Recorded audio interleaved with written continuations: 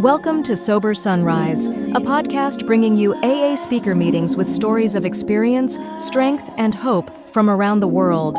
We bring you several new speakers weekly, so be sure to subscribe. We hope to always remain an ad-free podcast, so if you'd like to help us remain self-supporting, please visit our website at sober-sunrise.com. Whether you join us in the morning or at night, there's nothing better than a sober sunrise. We hope that you enjoy today's speaker.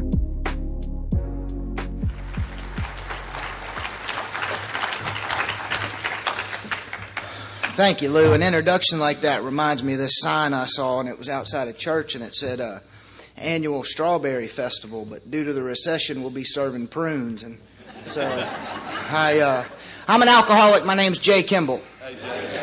Hey, everybody. I've been sober by the grace of a loving God, extremely strong sponsorship, and because I'm an active member of a home group since October the 12th of 2003. That home group's the traditional group. We meet on Tuesday and Friday nights at 8 o'clock in Greenville, South Carolina, and if you're ever up there, we'd love to have you come visit with us.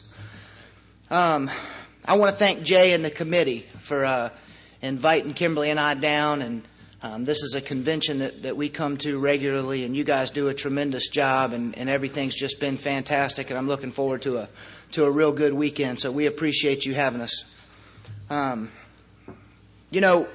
When I first started to come around Alcoholics Anonymous, I used to hang around at a lot of open discussion meetings. I don't do that much anymore, but I used to. And there was a group of old guys, and they'd sit in the back, and they'd say, "Stick around, kid, you'll get your life back." And man, I never liked that. I didn't want my life back. And thanks to good sponsorship, the doctor's opinion talks about the message that must hold us alcoholics has to have depth and weight. And it talks about if I'll ground my ideals in a power greater than myself, I'll recreate my life. And that's something completely different than getting my life back.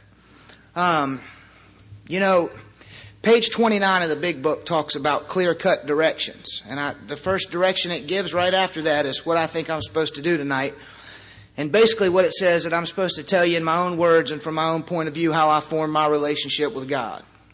And I'm going to try to do that. I'm going to tell you a little story that might explain my relationship with God before I got here. It was about this guy, and he was in a parking lot, and he couldn't find a parking space. He was late, had to be in court, and he just stopped the car, and he looked up, and he said, "God, I got to get in this courthouse. If you'll just help me, I'll go back to Alcoholics Anonymous, and I'll be nice to that wife, and I'll get a job, and I'll do right." And when he opened his eyes, there was a parking space, and he said, "Never mind, I found one."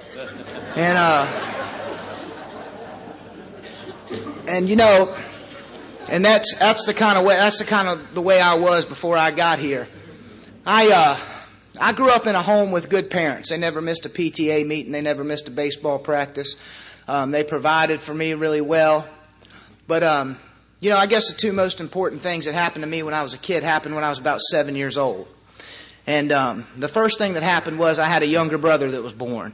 And I never was one of these kids who felt like the attention was taken from the younger child. We remained close, and we've always remained close. And but it was about that time, too, that my parents set me down, and I know that they did it in a loving and caring way because that's the kind of parents they were. But they told me that my father loved me and my mother so much when he met her that he adopted me. And, an interesting thing, I have an interesting thing that happens to me. Maybe it happens to you. I don't always hear what people tell me. And what I heard was there's something wrong with you. And now I don't know how much of that I processed at 7 years old, but I knew I immediately felt different. And I immediately began to be filled with this hate and this rage that I didn't know where it came from. And, it wasn't long after that I started to realize that there were some things different about my house. And it was my father's drinking. And I'm going to talk to you some tonight about my relationship with my father. It's important for me to tell you that I do that with his permission. It's a little more important for me to tell you that tonight since he's sitting out in the crowd somewhere. But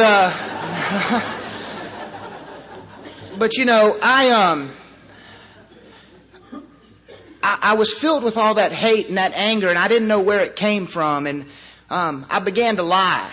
and I began to find things that the neighborhood kids lost before they lost them. And I was just a rotten kid, and I used the situations at my house to make people feel sorry for me.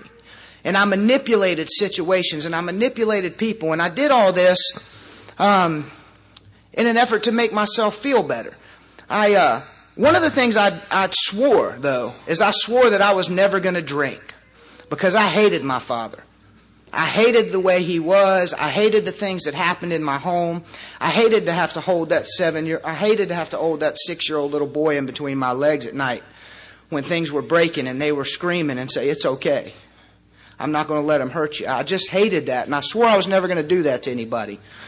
And but when I got to be about 15 years old, all my buddies were starting to drink. Now, I'm a follower. It's important for me to tell you that. I watched what you do, and I did it so fast it looked like we're doing it at the same time. And so one of the things that I did, my buddies were drinking, and we decided one day that we went across the tracks to the wrong side of town, so to speak, and we were hanging around this gas station, and we were trying to get folks to buy some wine, and we were having a hard time. I wasn't bald back then. I was about 15 years old.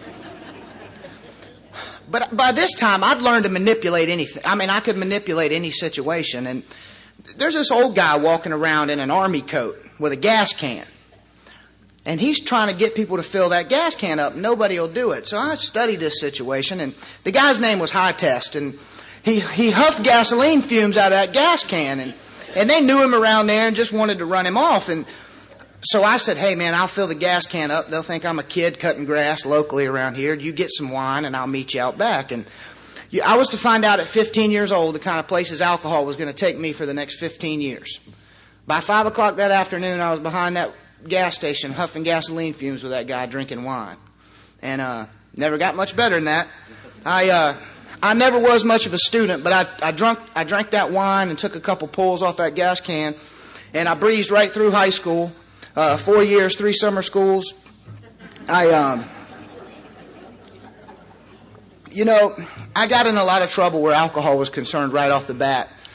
I lost my driver's license not long after I got it for underage possession of alcohol, and ended up in some kind of outpatient counseling for alcoholism. And I know that sometime in high school I attended my first meeting of Alcoholics Anonymous, and I don't remember anything about any of the AA meetings I went to there, other than one day I was sitting in there and Mr. Black came walking in, and Mr. Black was my shop teacher, and his eyes got about as big as my eyes got, and I don't know if I ever went back to another meeting, but somehow I managed to finish high school and get the opportunity to go to Lewisburg, North Carolina, to a little junior college down there on a baseball, with an opportunity to play baseball. And I got down there to Lewisburg, and it was a little Methodist college, and it was, there was like a Walmart and a Hardee's.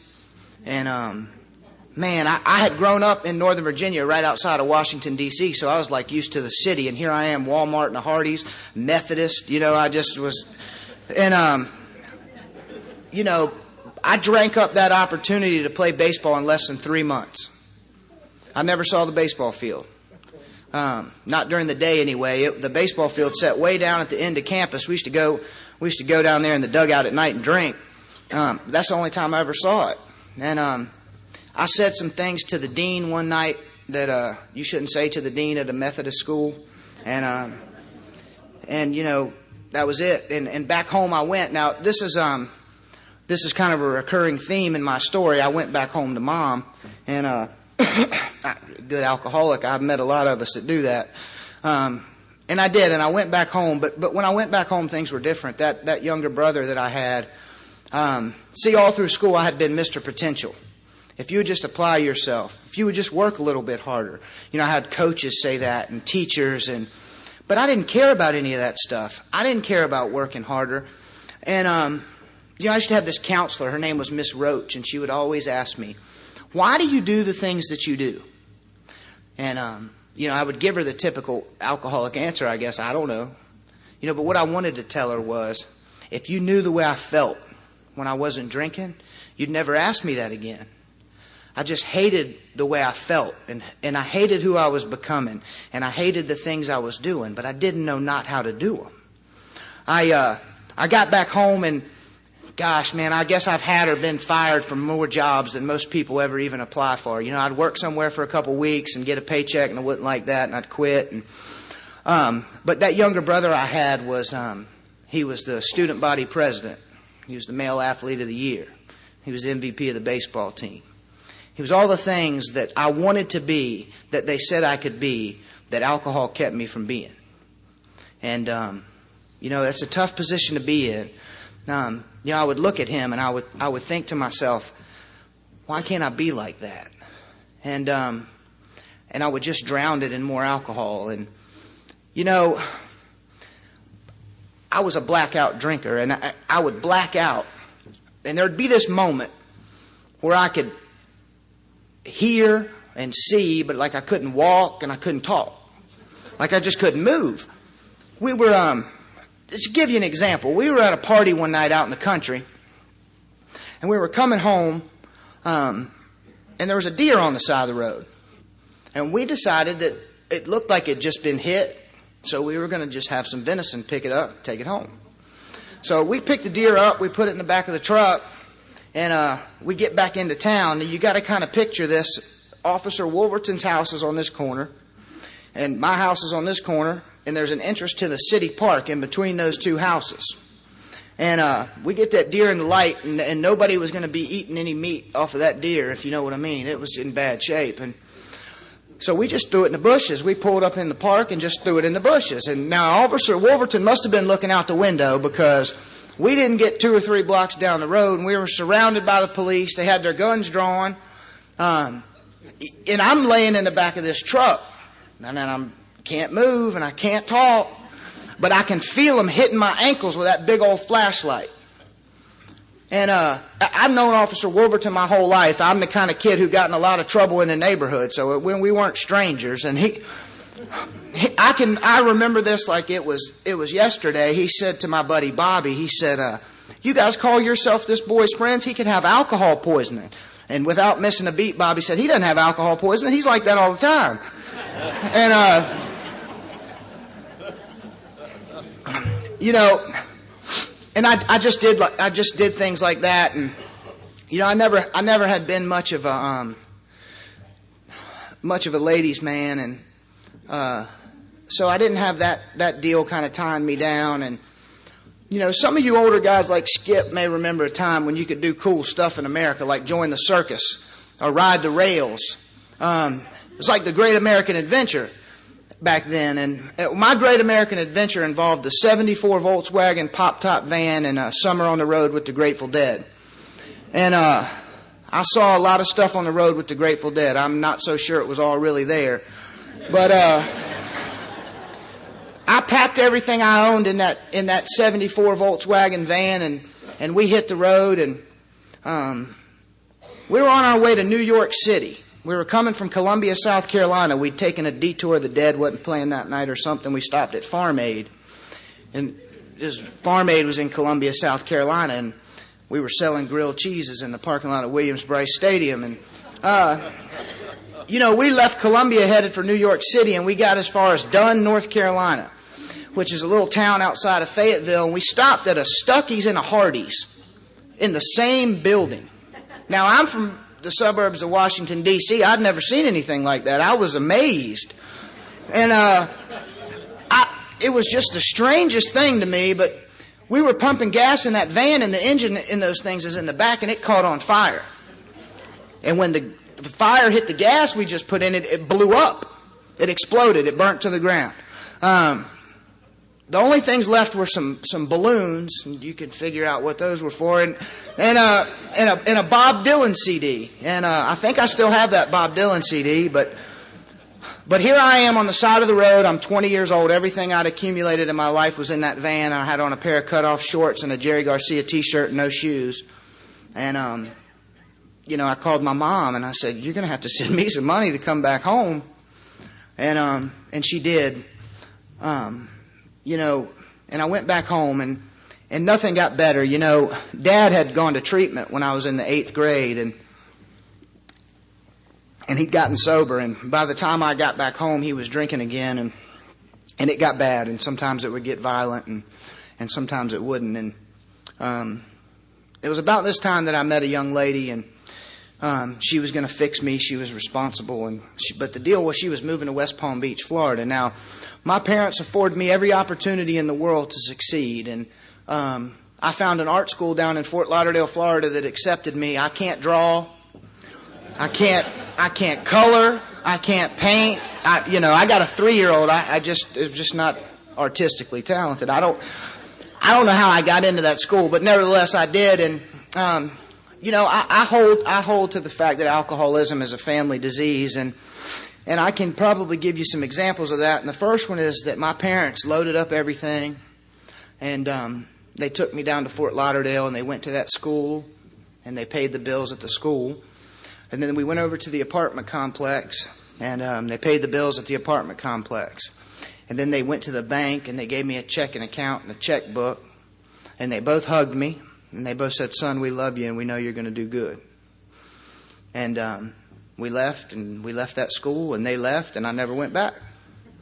I rode that as long as you can ride it. They started calling six or 7 months later looking for report cards, and I didn't have any of that stuff. But what had happened to me while I was in Florida was the things that I did, the things that I saw in that house that I swore I'd never do, I began to do those things to that young lady. And I can remember waking up, and my roommate's there, and there's a hole in the wall, and there's broken glass, and he's looking at me. But I don't remember. I don't remember anything. But he's got that look, and he says, "What's wrong with you? You spit in her face last night." And I don't know. I don't know what's wrong with me. But I know I can't stop. I hope I never have to feel what it feels like to try to apologize for something you don't remember doing ever again.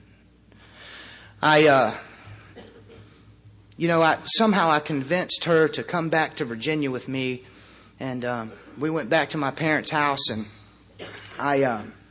we rocked along doing that for a while, and I wouldn't work. I would just lay around drunk in my room, and just cause problems and get in trouble with the law, and just despicable things that I would do when I was drinking. And sometimes I might be the life of the party, and then I might spit in your face. Those kind of things. And I left one New Year's Eve, and I just left her, and that's what I do. Just kind of like the tornado. I'd mess it up, and then I'll leave, and it's your problem. You can fix it because I don't care.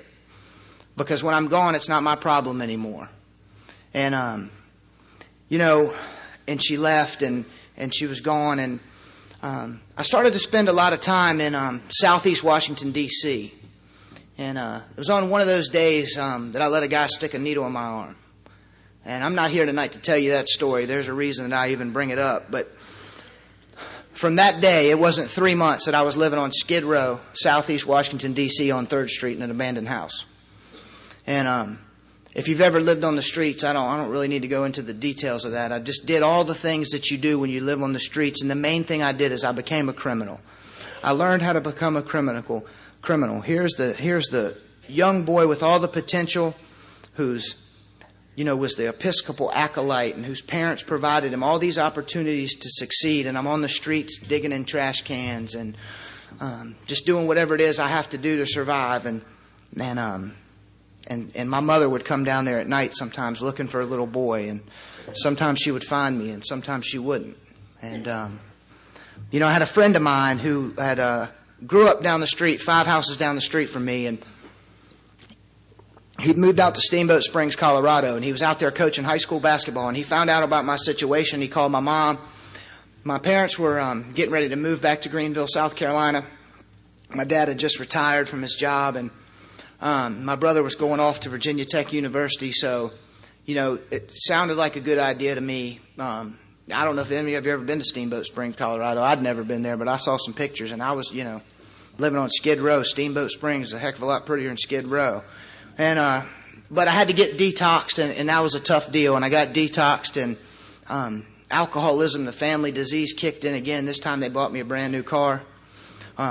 They gave me another checkbook, and they sent me to Steamboat Springs, Colorado.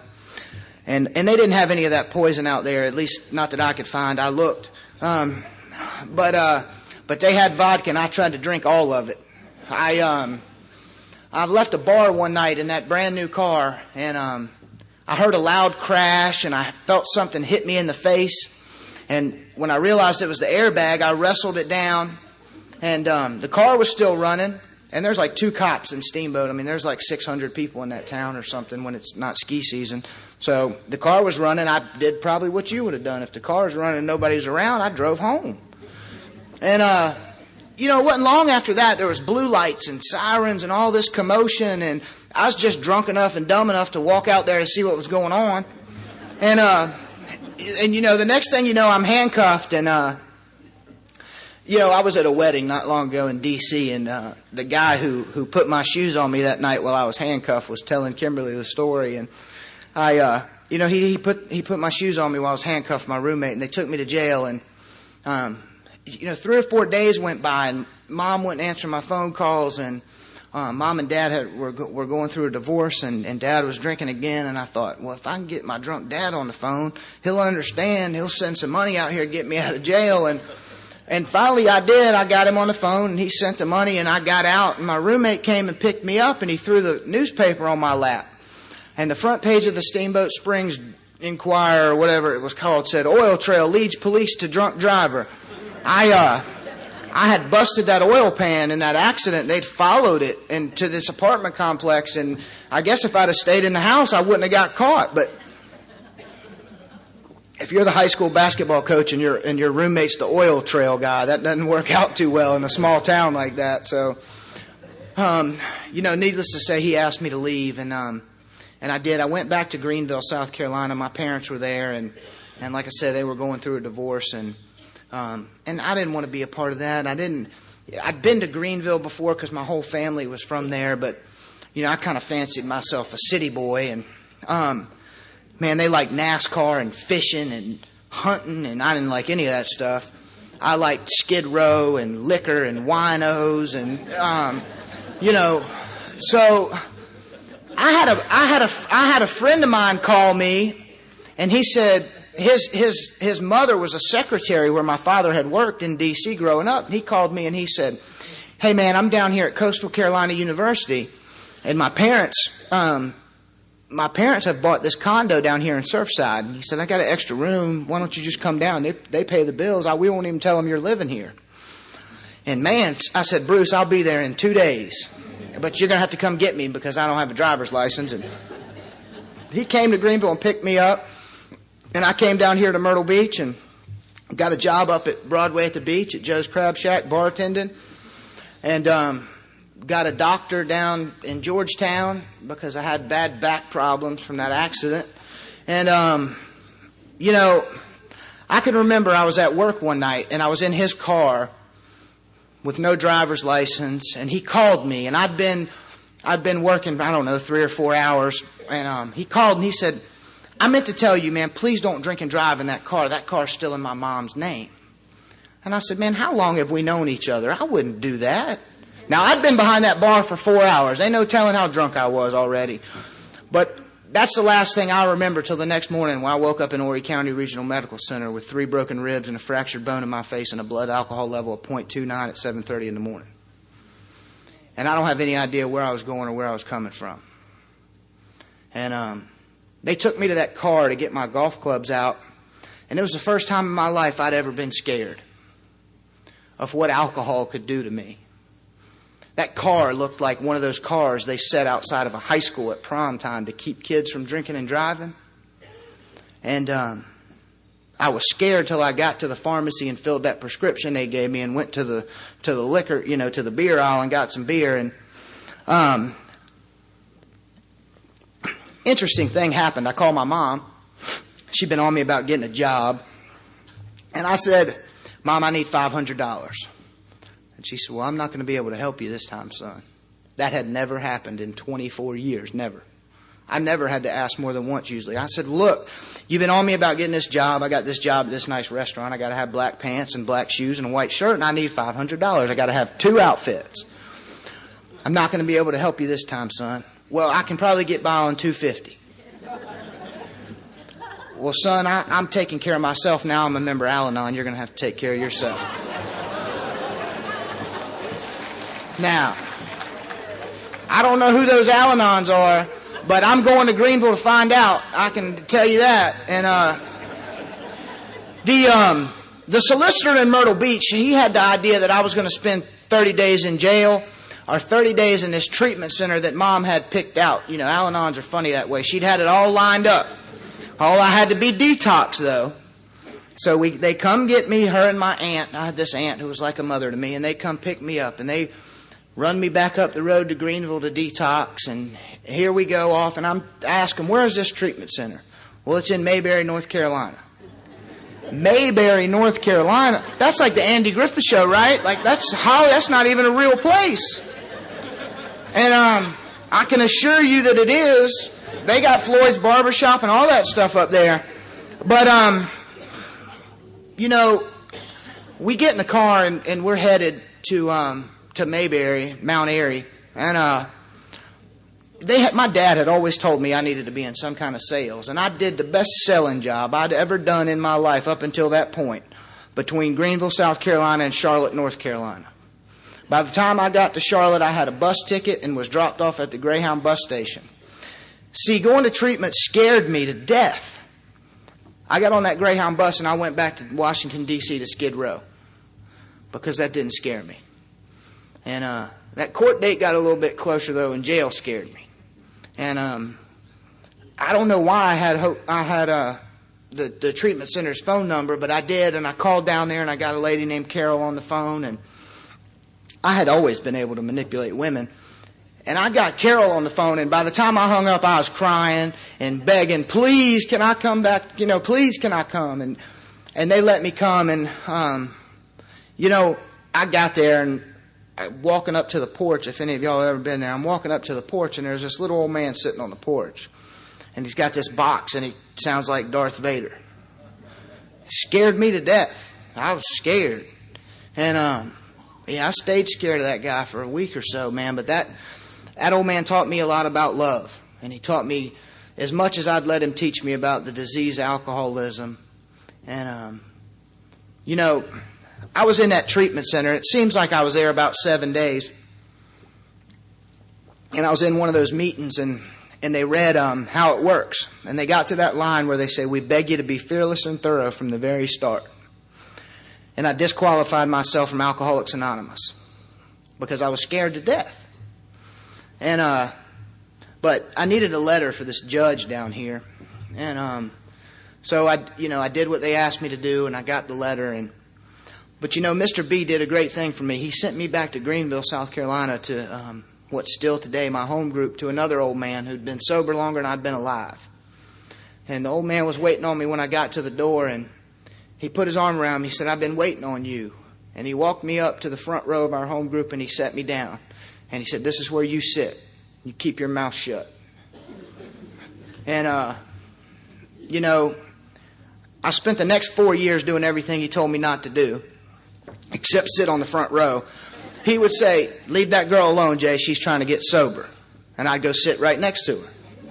Say, hey, how are you? You know, or whatever. And, you know, and I came to the meetings drunk, and, it was just terrible. I just, you know, I ended up living in this little apartment. This room is what it was. The bed folded up into the wall. And, but you know, there was a church next door. And those Al-Anons met in that church. They met on Friday nights. And, it was a Friday night. And I'd had just enough. It was one of those been awake 3 or 4 day Friday nights. You know, been up all week. But I had just enough courage to finally go over there and tell them. Because I knew what they did is on Fridays they sat over there and they told my mom, don't give him any more money. Don't let that boy come home. Don't answer the phone. If the police are looking for him, just call him. Tell him where he is. I knew that's what they did. And I was just tired of it. And I was going over there to tell them. And I jumped the fence and I stormed in the back doors of that church. And the room was full, and there was a guy at the podium dressed like I am tonight. And it was Monday night. And that's when the AA speaker meeting was, on Mondays. And I don't know if you ever been drunk in the back of an AA speaker meeting, and they all turn around and you're like a deer in headlights back there. And I've been a nuisance around Greenville AA for a while, so I knew a lot of people. And I tapped this guy that I knew named Richard on the shoulder. When you're in that situation, you got to ask for help, at least to get out of it, whether you want it or not. I said, Richard, man, I need some help. I can't stop drinking. And he came outside and he said, well, why don't I go in here and get Bob? And we'll come over and flush that garbage down the toilet, pour all that vodka out, and we'll take you to detox. And I thought, man, here we go, another drastic proposal from Alcoholics Anonymous. You know, everything y'all wanted me to do seemed so outrageous. And I looked at my watch, and it was about 8:15. And I said, Richard, you probably need to be in that meeting. I said, so why don't you go back in there and you'd come over at 9, and I'll just have all that stuff gone. I won't throw anything away. Well, they never came. And but you know, page 30 of this book talks about pitiful and incomprehensible demoralization. And I'm going to give you my definition of that. It's 2 o'clock in the morning. I've been awake for God knows how long. I got a big jug of grape Kool-Aid and a big bottle of Gilby's vodka. And I got to get a drink down. But when I chug it down, it hits my stomach and I throw it up. And I chug it again. And it hits my stomach and I throw it up. And I take one of those needles I was telling you about and I start filling it up with that vodka. And I start shooting at my veins. And I can't stop. I cannot stop. I don't want to be the way I am, but I don't know how to stop. And, you know, I can remember living in that apartment and my mom would drive by there. And I spent a lot of time peeking out the windows. And I would see her. I would see her drive by. But she would never stop. You know, she told me later that she was scared to knock on the door because she's scared I was going to be dead. And, you know, I lived my life like that. I got into some trouble, something about stealing a lady's purse. And I got caught and I went to jail. And I ended up in jail and, you know, I called my mom. And, you know, and by this time, Active Al-Anon, every time I called her for something, she had some treatment center picked out. Like already lined up, all the information, all the ducks in a row. I'll come help you, but that's the only help you're getting from me. And I wasn't going back to treatment. I'd already been to Hope Valley, and Mr. B taught me everything I need to know. I need to go back to Alcoholics Anonymous. I got a sponsor. I got a seat on the front row over there probably still. I don't need to go to treatment again. I need to go back to AA. I surely don't need to go to treatment for 6 months in the middle of nowhere in Georgia. And she would just hang up. Well, when you're ready to go, call me back. You know, and it took 10 days. And I just couldn't take it anymore. And I said, come get me out of this jail. I'll go anywhere you want me to go. And, you know, they wouldn't even take me home. I mean, they wouldn't, the bus station trip taught them something, I think. They just wouldn't even, they just picked me up, pepperoni pizza in the car, change of clothes, Georgia. We turned onto what has got to be the longest dirt road in the southeast, down in Louisville, Georgia. And we get out to this place, and I call it AA boot camp. It's called the Bridges of Hope, but you can't speak unless you're spoken to. You got to carry your big book with you everywhere you go. You got to sit with your back straight up and your feet flat on the floor. And if little Johnny's got 20 days and you got 18 days, little Johnny can tell you whatever he wants, and you got to do it. It's the most ridiculous thing I've ever seen. They line all the new guys up along the wall under 30 days when you eat. And you sit, all the guys who got more than 30 days are eating, and all the new guys are along the wall, and you got to sit there with your big book reading it. And they'd go, hey, boy. You know, something like 19-year-old little kid calling you that. Hey, boy, what are the first 3 words on page 112? And you think you're going to do something fantastic, and you flip over there and read this book. Those are the first 3 words. They say, shut up. That's right. Shut up and read. Man, I did, and I was facing a lot of time in prison. I'd been on probation when I'd gotten all that trouble, and so I'll shut up and read rather than go to prison. I mean, I did that. I did that for 6 months. Every day I did that. I was drunk in 3 days when I left. And I was homeless, and I was living in this car that I had borrowed the money from a guy in AA to get the car, and not paid him back. And I had stolen a license plate off of a truck from one of my grandfather's trucks, and I was living in this car, and it's wintertime and it's cold. And my grandparents' business was here, and their house was right next door.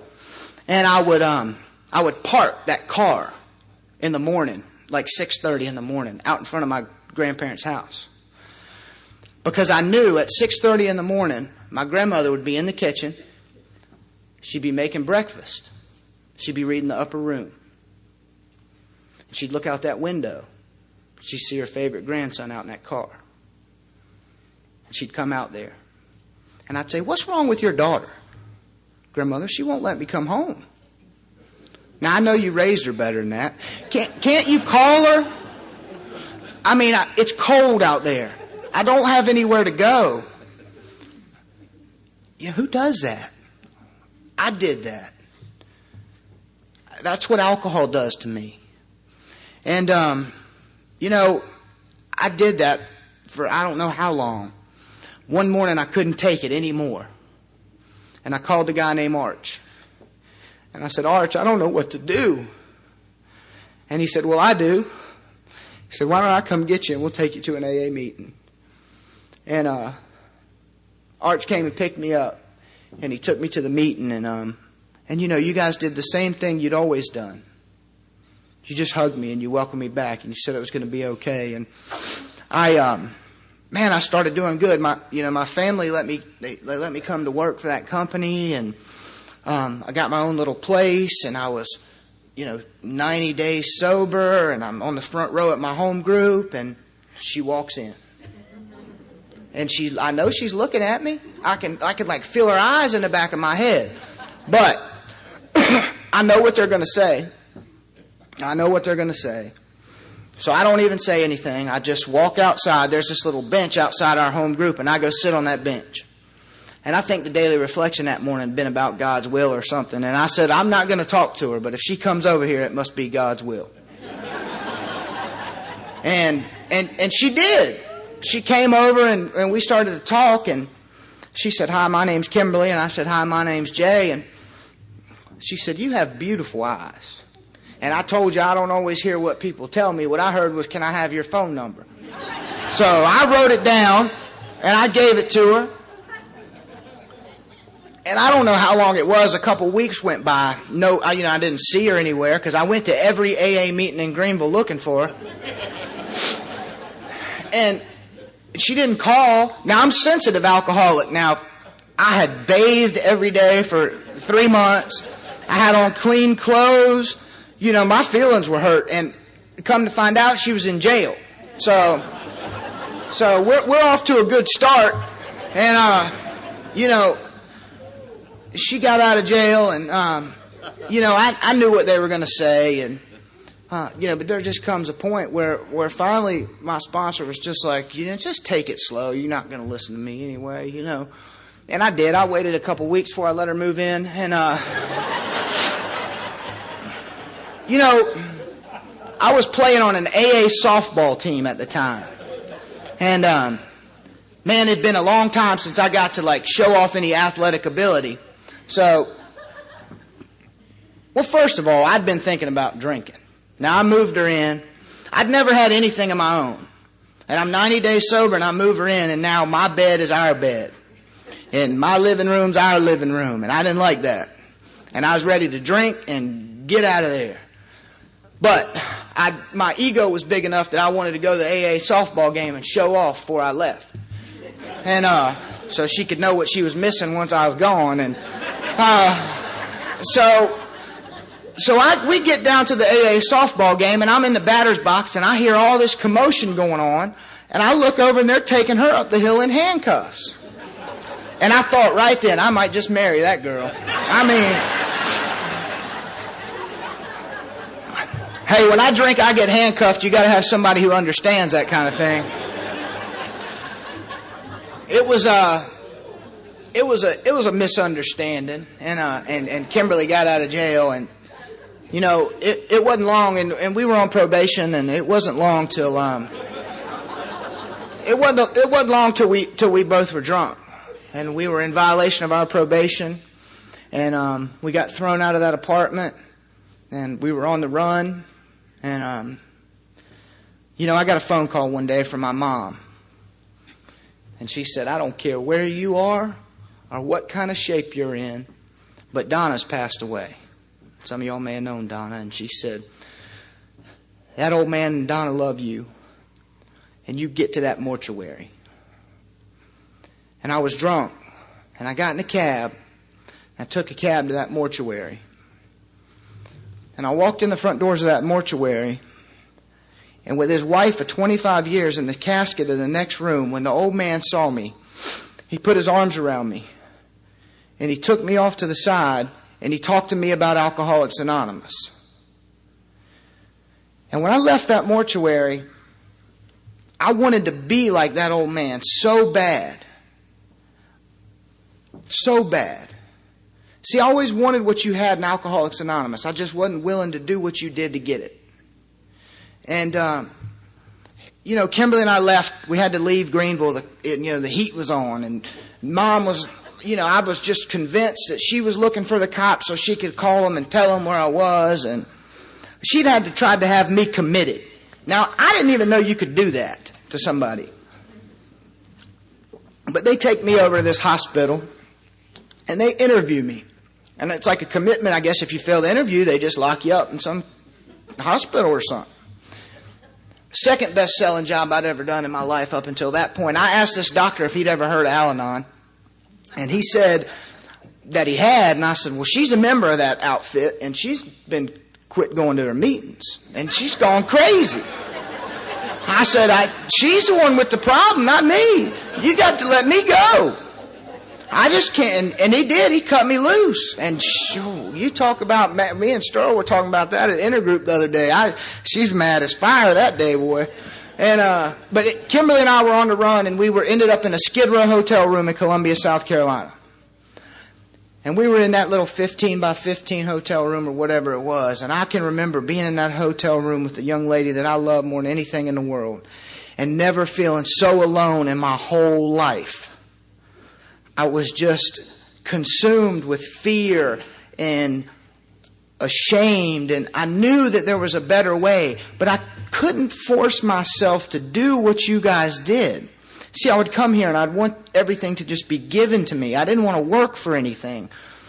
And Kimberly had this bright idea to go back up to Greenville, make some money. Sounded like a bad idea to me. The cops were looking for us, and my mom was looking for me, I know, to call the cops. And I wasn't sure. AA might have been looking for us. I didn't know. And but we get back to Greenville, and Kimberly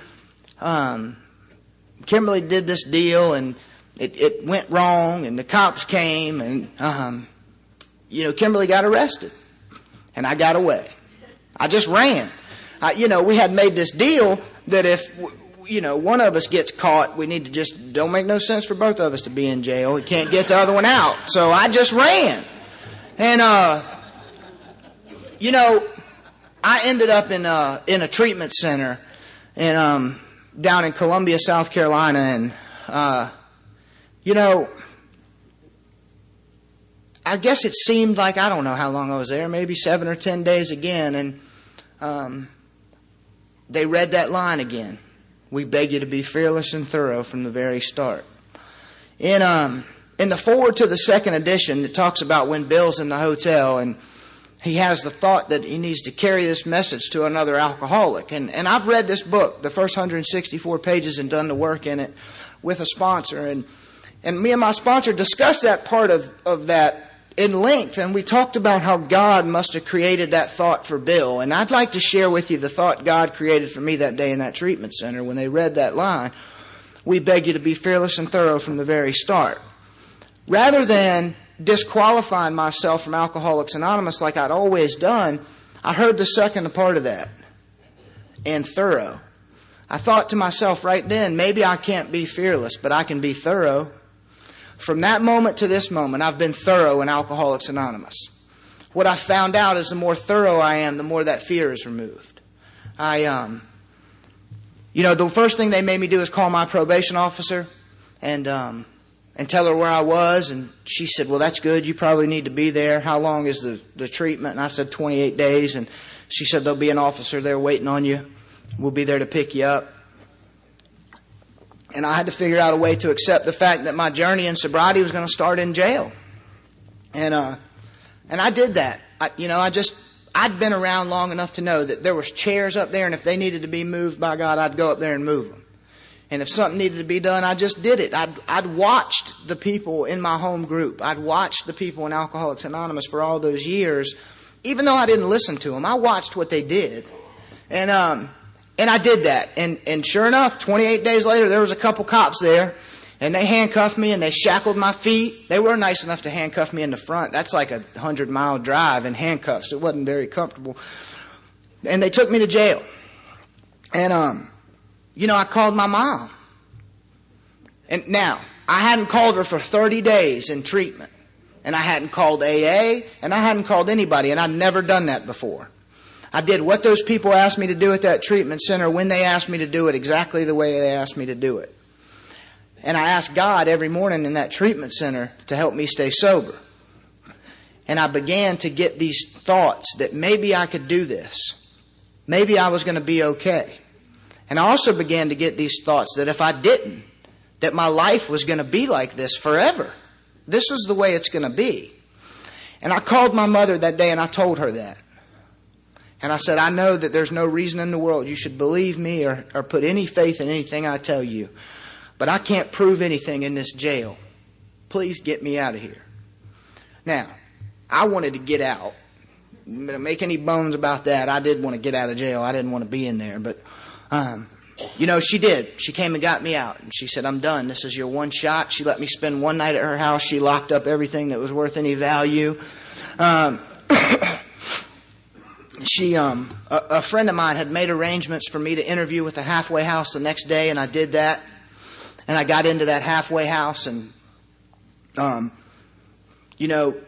wanted to go back to work for that family business, but they wouldn't let me. And a few months went by, and they let me go back. And, I was about 3 months sober, and I got to face my first hardship in sobriety. That aunt that I told you about, who was like a mother to me, she got sick very suddenly and passed away, and I had to go to the hospital, and I had to tell her. I had to say goodbye, and I went in that room, and I held her hand that night, and I said, Janie, it's Jay, and I just want you to know that I'm sober, and it's okay for you to go if you have to go, and one day at a time, I'm going to try to stay sober for you, and you guys have helped me do that. You've helped me keep that promise. And I walked out of that emergency room, and I looked up, and the little old nurse was a lady that I knew from the Alano Club in Greenville. She put her arms around my neck. She hugged me and she said, it's 10 o'clock and they got a meeting over at the club at 10:30 where they turn off all the lights and they light candles. Why don't you go over there, Jay? And I did. And, so as an example of doing the work in Alcoholics Anonymous being there, it was things like this that helped me to build that faith and that relationship with God that I was telling you about. And, it wasn't, Kimberly got out of jail. And we decided that we were going to try to make it work. And, my story's not an endorsement for relationships early in sobriety. It's just what happened to me. And Kimberly lived in a homeless shelter when she got out of jail. And then she moved into a halfway house. And God, what an example of going to any lengths she was to me. And, she did whatever she had to do. And, we stayed away from each other for that first year or so. I mean, we were kind of together, but our home group breaks into 4 different meetings, and we would go to different meetings. And on the speaker meeting nights on Tuesdays, we didn't sit next to each other, and the meeting was for the meeting, and we were going to put God and AA first, and not Jay and Kim first. And we've done that our whole time in sobriety. We've put God and AA first. And it's worked out. It's worked out. You know, we rocked along in that first year of sobriety, you know, and I can remember standing in that courtroom and 6 months sober and facing all those charges. You know, it was time to pay the piper, and I was facing some prison time. And you know, the judge just extended my probation. Well, man, I'd been on the run from probation for so long, I had like 3 weeks left. And I mean, that was it. I paid him one more little time, and probation was over. And, you know, I got a driver's license back. I failed the driving test 3 times. Not the written test either. Now, the driving 3-point turn, 3 times that 3-point turn got me. But you know, I got my driver's license back, and I got in this big book, and I began to take these steps. And I got to that inventory process, and the fire was lit, because I found out why. You know what I found out in the inventory? I found out why I did the things I did. And I found out that I didn't have to do them anymore. And, you know, Kimberly and I were a year sober, and we got married. And it was an AA wedding, and our families were there, and our home groups were there. And I can remember Kimberly's grandfather putting his arm around me and saying, I couldn't be any prouder of the man that my husband has that my granddaughter has chosen to be her husband. 1 year in Alcoholics Anonymous. A year earlier, my mother had said, if you come to my house, I'm calling the police. And, you know, we got married, and we celebrated a year sober all in the same week. And, you know, I celebrated that first AA anniversary, and the next day, Kimberly and I were in an Old Navy, and we were shopping. I got a phone call, and it was that, you know, his voice was just hysterical on the other end of that line, and it was that father I told you I hated. And he said, son, I need you to tell me how you stay sober. And, you know, I called Sterling, and I said, Dad needs some help, and I need to go out to Kentucky and talk to him. And he said, son, I know this is your father, but this is another alcoholic, and you need to make contact with Alcoholics Anonymous before you go out there. And I did. And got a hold of a guy named Patrick and a guy named Eddie, and we hooked up. And I went out there to visit Dad, and he wasn't doing so good. And the next time we went out, Kimberly came with me, and he still wasn't doing very well. And we left, and I was crying, and I said, God, Kimberly, I feel like there's something more I should be able to do. She said, Jay, all you can do is love him and be a good example of Alcoholics Anonymous. And, you know, I set about trying to do that. And, you know, it wasn't long after that Kimberly and I, we had to go to the hospital. And Kimberly got cut from hip to hip. And all this screaming, and they handed me this little boy.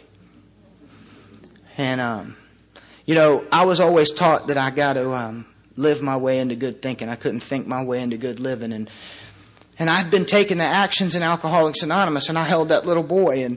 And the first thought that came to my mind was just fear of, am I going to be a good father? What am I going to do? And it just went away that fast. See, because you all have taught me to be a good member of Alcoholics Anonymous. And if I'll do that, I'll automatically be a good father. And I'll be a good husband, and I'll be a good son. And, you know, we rocked along, and we got that baby home from the hospital, and I got a phone call. And it was my aunt from Kentucky, and she said, I hate to do this to you today. She said, but your father's in Baptist East Hospital with a blood alcohol level of 0.39 on suicide watch. And there's nothing I can do. I got that little baby, and I can't go. But you see, because of good sponsorship, I was told to make contact with Alcoholics Anonymous all those months back. And I called Patrick. And I said, Patrick, man, I can't get out there, but Dad's in Baptist East. Patrick said, man, I'll go get Ezzy. Visiting hours are at 6:30 over there. I sponsored a guy who went through that place, and Patrick went over there for me. And, you know, that taught me right then how big Alcoholics Anonymous was and what this deal is really about. And, you know, I guess a couple weeks went by, and Dad called, and he said, you'll never guess what happened. A couple guys from AA showed up over here the other night. And you guys had taught me a little bit about ego at that point, and I said, isn't that great how God works in Alcoholics Anonymous? And that's kind of all I said.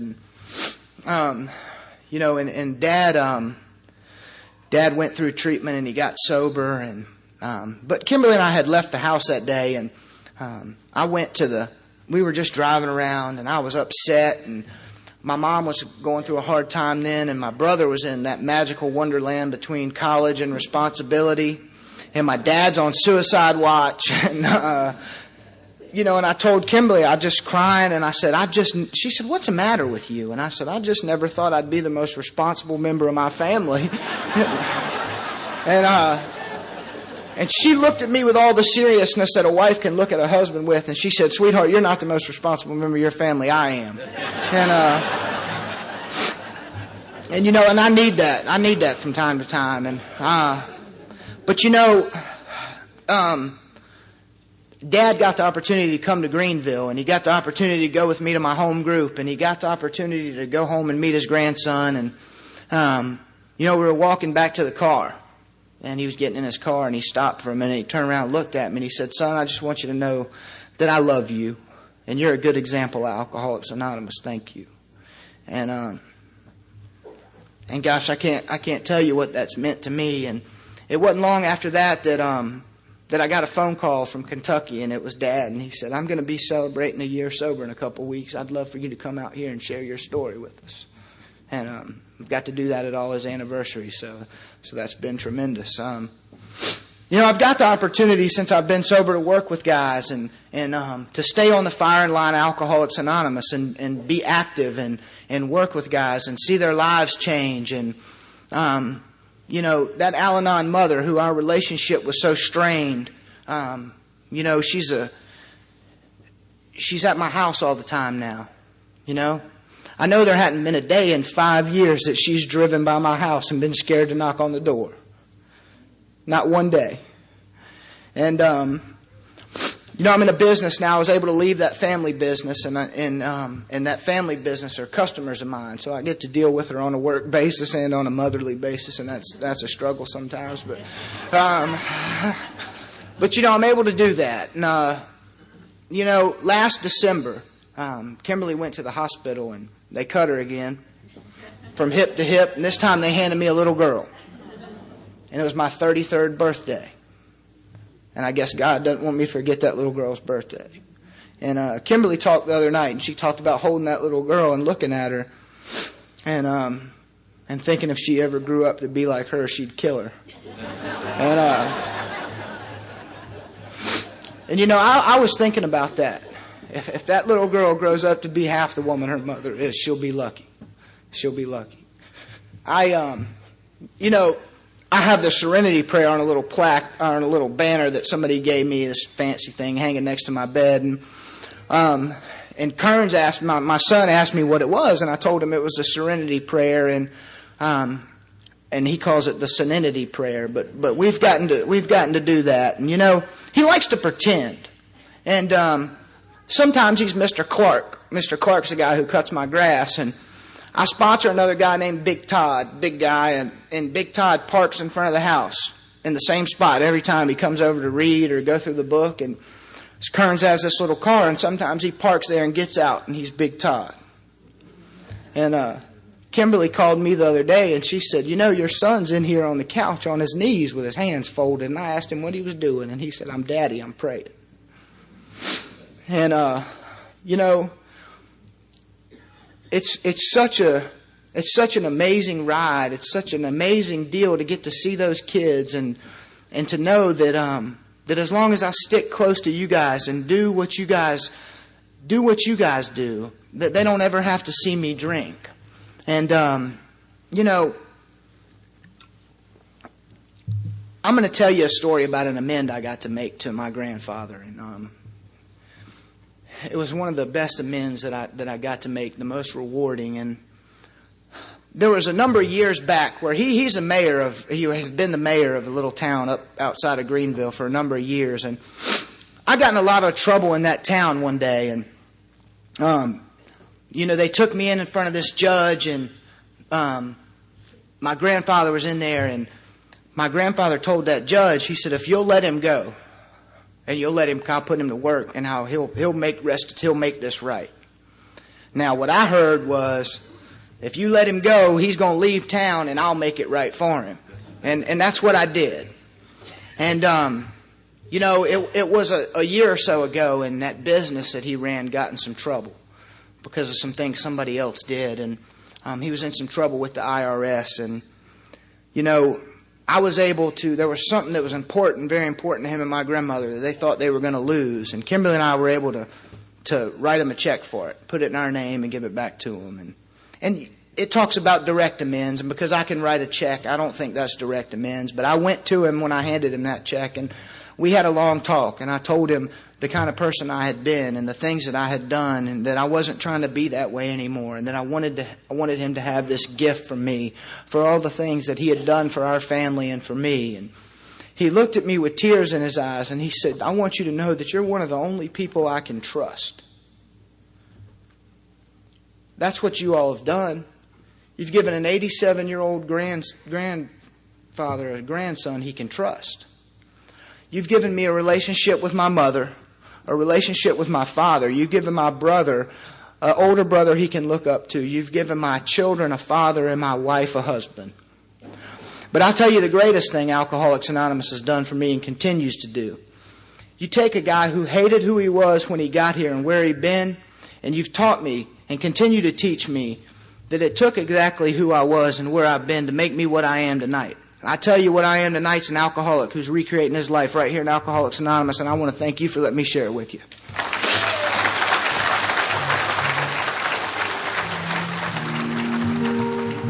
Thank you for listening to Sober Sunrise. If you enjoyed today's episode, please give it a thumbs up, as it will help share the message. Until next time, have a great day.